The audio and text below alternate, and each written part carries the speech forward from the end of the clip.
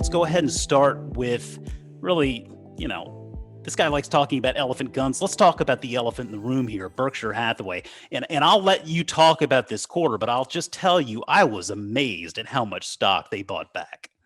Yeah, and like you just hit the nail on the head. That's the big headline. Berkshire bought back $9.3 billion worth of stock.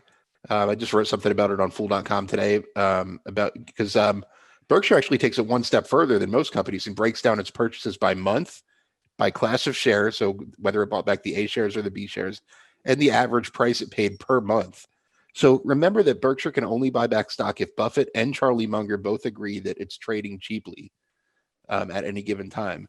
And the average purchase price in September, when they bought back the most stock out of that 3-month period, was in the $216 range, which is, even after today's move, is not that far from where it is now.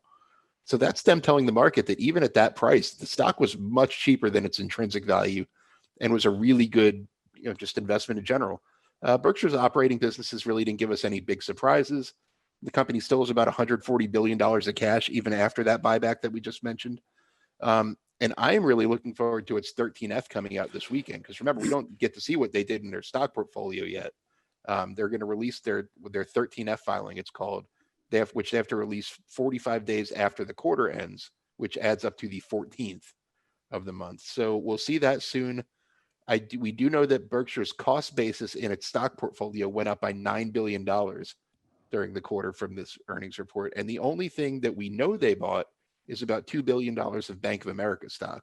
So what's with that other $7 billion? What'd they buy? That's what I'm kind of curious about. Yeah, well, I feel like we'll be able to talk about that next week, maybe. What do you think that disagreement between Buffett and Munger looks like? Whenever they're deliberating the intrinsic value of that stock and whether it's worth a repurchase, what do you think that disagreement? Do you think they ever really vehemently just disagree with one another? Well, this quarter, it doesn't look like they disagreed much at all. But in general, I mean, who would you say is the more conservative out of the two? I'd have to go with Munger. Yeah, I think you're probably right. I think that's right. They're both very conservative investors, which is why when they say when they're buying back stock and sending the message that they think it's cheap, that's why I take it very, very seriously, because they're both very conservative investors. Yeah, but I mean, I'm sure they do have their own little closed door. Well, not now, they're doing it probably through Zoom. But they probably have an argument about what the company's really worth and all that. So I mean, obviously they didn't argue too much this quarter. They bought back a whole lot of stock. That's almost 2% of the outstanding in one quarter, which is a pretty aggressive buyback.